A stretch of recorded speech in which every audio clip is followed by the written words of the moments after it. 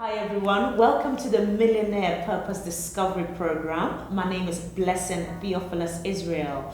Now today I'm so excited to be speaking with Aohraha Herrera.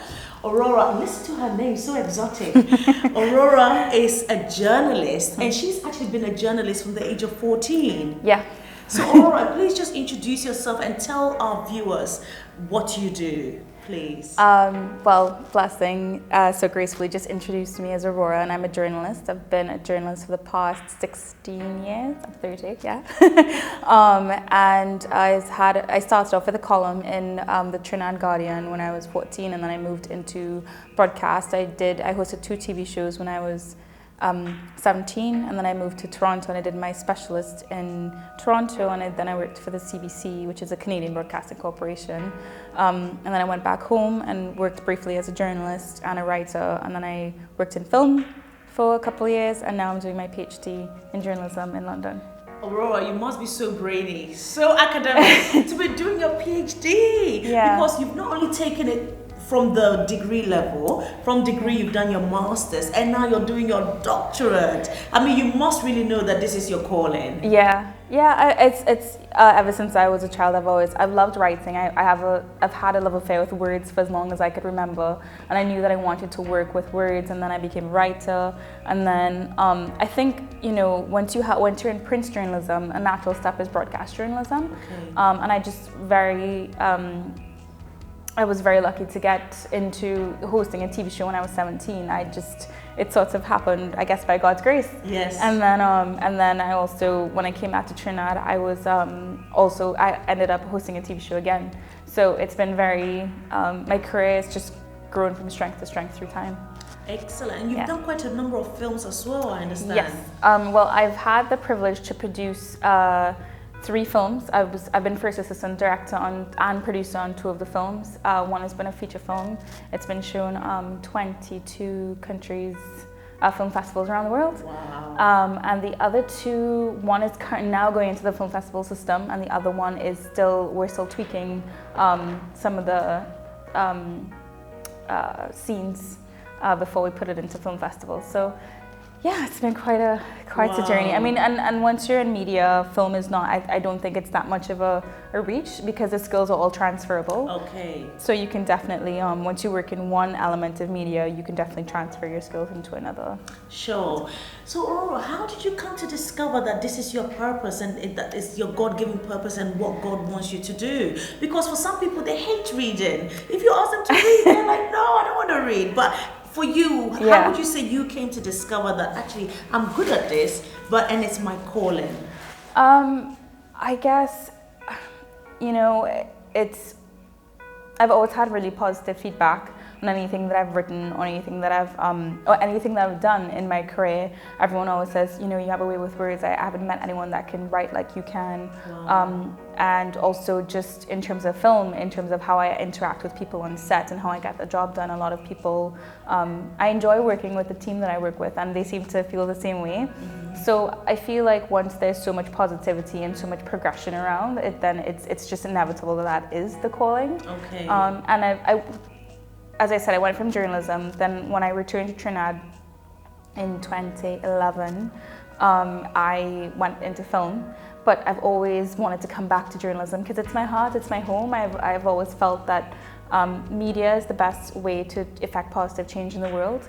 And storytelling, whether it be through journalism or film, I think is a really amazing way to do that. Granted, film does have its audience, but I feel that journalism is something you can do every day, and you get to interact with so many more people. You can talk to a breadth of people through different scopes of life. And I feel like the news, the daily news and current affairs, they bring more issues to the fore than film, because film will deal with one theme per film, but in journalism you get something that is more current and that it's more applicable to the world, and I think that that's why I love it so much. Excellent. So what kind of challenges challenges have you had to overcome? Because you look like you've not been affected by anything. You Oh look my gosh. so young, so youthful, so beautiful. But Thank I'm you. sure that the journey hasn't just been smooth sailing. So what personal challenges have you really had to overcome to get to the place where you are? We're in London, beautiful capital. Yeah. And you're doing your PhD. I'm sure it hasn't all been easy. So explain to our viewers some of those challenges, please. Yeah.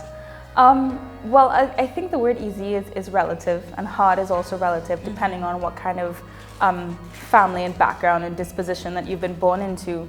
And I've been very privileged in terms of I was raised in a family that was educated, and my parents gave me amazing opportunities in terms of education. So that was always there for me. I do believe, though, that coming from a developing country, to get to a place where you want to work in a developed country, in a place like London or the United States or Canada, you have to have sort of be twice as good. Yeah. And you definitely have to be overqualified in your own country to begin to be on a level playing field with people from a developed country. Yeah. And so I feel that my education has definitely given me an advantage, and also being from the Caribbean and speaking English has given me an advantage. And also just being multicultural has given me an advantage, because I've had the privilege of living in different places and being of a mixed background. It's really been a lot easier for me, I think, than other people. So I am aware that I'm speaking from a quite privileged position. Sure. In my own country, I think that I struggled a lot with just not seeing my country develop in the way that I hope that it will develop from a social point of view and political point of view, also economic at times. The reason I wanted to I'm so passionate about journalism and what I'm doing my PhD on right now, when I was 14, I had an editor that was amazing, and she encouraged me so much in journalism, but she had written a story, and the upper echelons of the newspaper wanted her to retract the story, and she refused, and she got fired. Oh. And that is one of the things that I'm looking at in terms of how journalists are treated on their job. I mean, what does it mean to have freedom of speech and to want to publish, but yet if you're working in sort of a political vacuum where you can't speak out and say things that really need to be said, what does that actually reflect upon the democracy of your country? Yeah. So for me, it's been sort of more of a struggles with values, and it really hurts me to see that, again, my country's not where I would like it to be. Mm-hmm. No country's perfect. I mean, London and the UK also struggle a lot with privacy laws and freedom of speech issues as well. And also I've had, my parents are both supportive, but my parents are divorced. Okay. And also there have been, struggles within my family in terms of relating to my family and how that affects a child growing up and how that affects a child's outlook on the world, and just wanting to be a holistic person. And that has been difficult. As well, financially, when you have parents who are divorced, having to find money for school to pursue further studies, it's not easy. No. So that's also been a struggle of mine. So it's something that, is constant. And again, I'm very aware of my position, that I am more privileged than other people. That's why I said it's relative. Yeah. But I do struggle with these things like family issues and financial issues, and also just sort of synergizing with the contemporary London society, coming from a developing country. And even though I've lived in other places, people here are very different from other places in the world. Definitely. So just culturally as well. So it's been interesting, and it's been a little bit of a struggle. The PhD as well is a very lonely road to walk. Yes.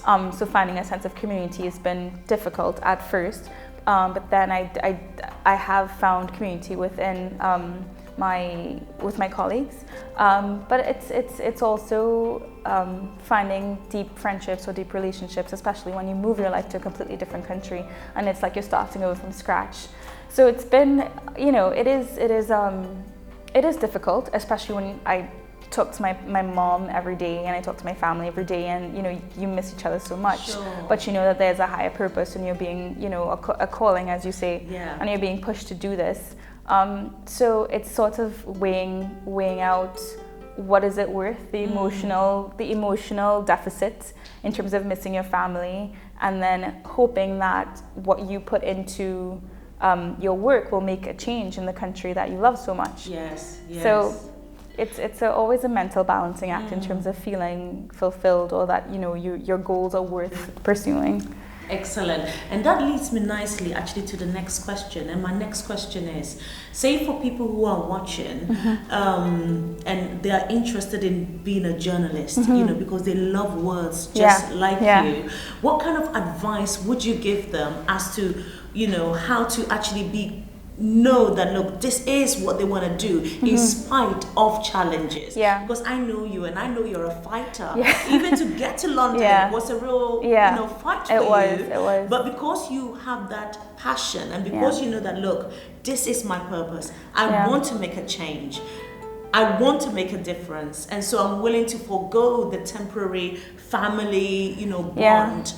I suppose, how can our viewers who are going through similar struggles, what advice would you give them as to why they should hold on and actually walk in that purpose as you are? I definitely say that no man is an island at all.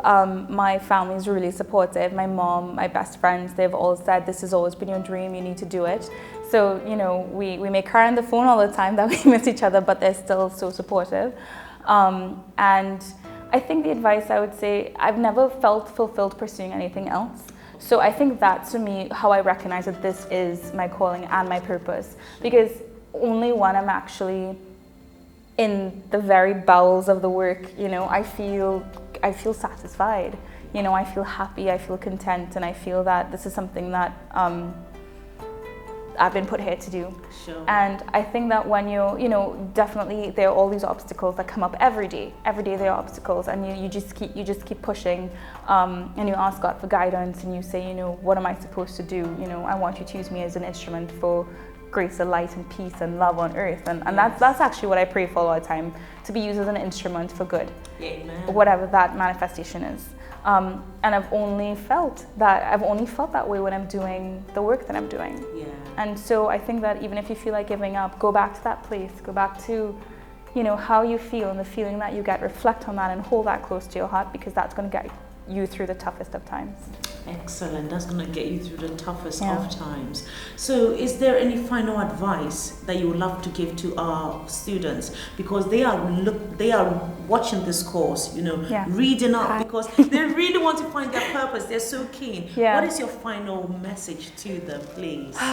I think that there's a quote that I really, really love, and I think it definitely may not apply to everyone, but for me, it's always been something that I've lived by.